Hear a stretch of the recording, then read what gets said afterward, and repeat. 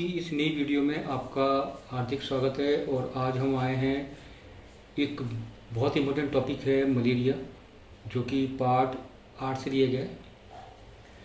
काफ़ी मोस्ट है और इसके अंदर आज हम दो टॉपिक पर विचार करेंगे।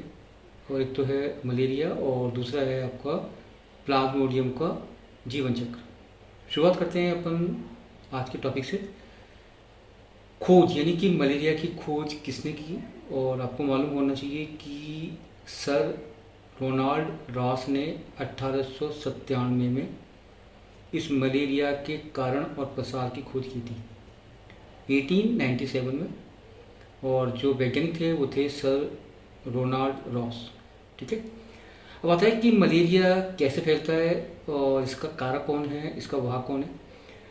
तो आपको मालूम होना चाहिए कि जो मलेरिया है इसका जो रोग जनक है वो है प्लाज्मोडियम। जो प्लाज्मोडियम है ये प्रोटोजोआ संघ का एक सूक्ष्म जीव है। ठीक है, और ये द्विकोषी होता है, अर्थात ये अपना जीवन चक्र दो परजीवियों के ऊपर बिताता है। ठीक है, वो बात करेंगे बाद में। तो पहले रोग जनक है आपका प्लाज्मोडियम और जो रोग वाहक है वो आपका मादा एनोफिलिस मच्छर।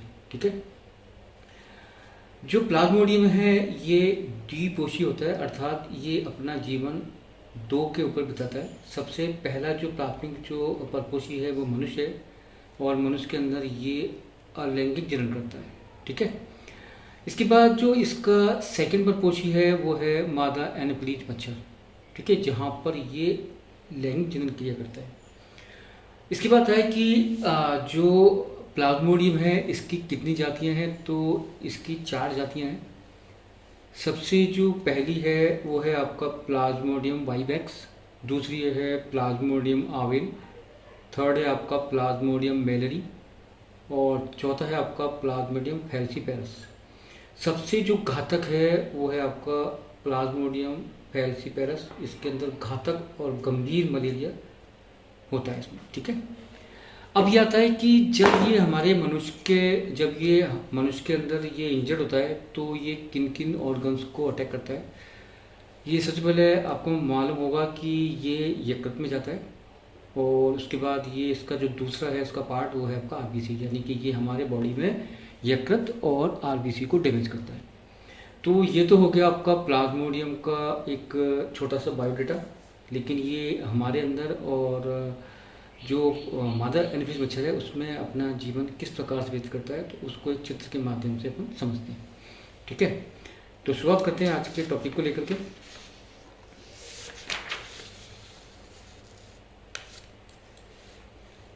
ये आपका प्लाज्मोडियम का जीवन चक्र है, यानी कि इसकी लाइफ साइकिल है। सबसे पहले अपन मलेरिया के जो परजीवी है, पहले अपन मादा एनोफिलिस मच्छर के बारे में बात कर लेते हैं। ये मादा एनोफिलिस मच्छर है। ठीक है, इसके अंदर मुखांग होते हैं और ये मैंने यहाँ पे देखो आपको शो भी किया है कि यहाँ पर ये मुखांग है और इस मुखांग के ऊपर प्रतिस्पंदक होती है। इसका होता है कि इस मुखांग के ऊपर प्रतिस्पंदक जब होते हैं तो इस पर रुधिर का थक्का नहीं बनता है। क्लियर?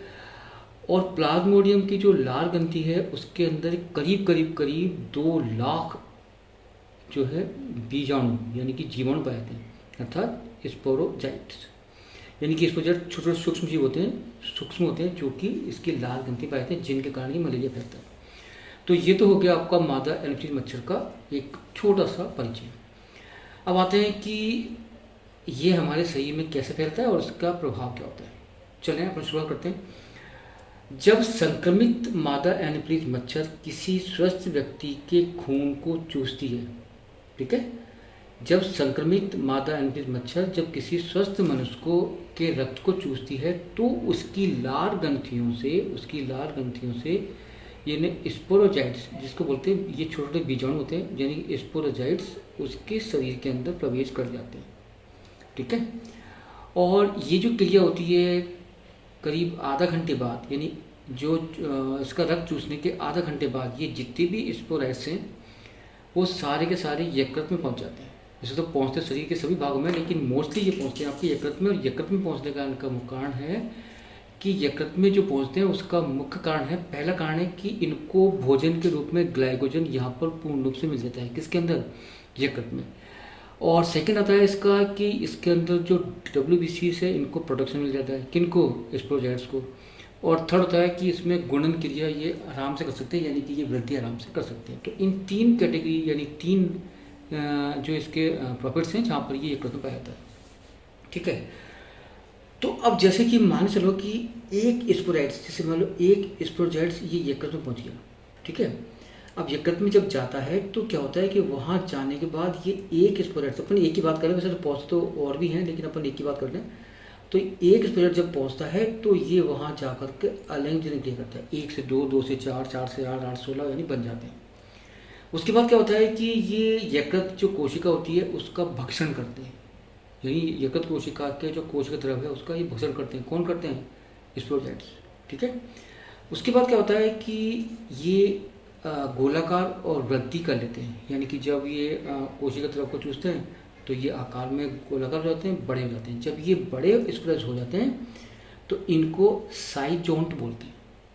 क्या बोलते हैं इनको, साइजोन्ट, यानी कि बड़े स्पोरोजाइट्स को, यानी कि इनको साइजोन्ट्स बोलते हैं, ठीक है। यहाँ तक क्लियर।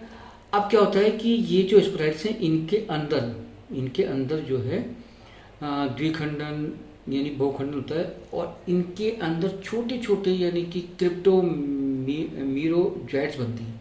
किसके अंदर, स्पोरोजाइट्स के अंदर तो छोटे छोटे बहुत सारे बनते हैं, उनकी संख्या करीब 1000 से 1500 की भी होती है बीच, जिनको अपन क्रिप्टोमीरोजाइट्स बोलते हैं, ठीक है। अब ये फिर क्या है कि ये कोशिका जो है उसको फोड़ देते हैं और ये बाहर निकल जाते हैं, ठीक है। अब ये बाहर आ गए तो कुछ तो वापस यकृत में चले जाते हैं और कुछ ब्लड में सप्लाई हो जाते हैं। अब यहाँ से ये जो क्रिप्टोजाइट्स हैं, ये छोटे जो कण हैं, ये कहाँ पे आ जाएंगे, ब्लड में आ जाएंगे। और जैसे ही ब्लड में आते हैं, ये देखो यहाँ ब्लड में आ गया। अब ये जैसे ब्लड में आते हैं तो यहाँ पर भी ये जनन क्रिया करते हैं, यानी संख्या बढ़ जाते हैं, ठीक है। और ब्लड के अंदर ये जो नई RBC है उसको भी ये संक्रमित करते हैं। साथ ही साथ क्या होता है कि ये जो RBC के अंदर जो हीमोग्लोबिन होता है उसका ये भक्षण करना स्टार्ट होता है। अभी जो RBC के अंदर हीमोग्लोबिन का जब भक्षण करते हैं तो हीमोग्लोबिन कमी हो जाती है, ठीक है। अब जब भक्षण करेंगे तो RBC कोशिकाओं को फोड़ देते हैं।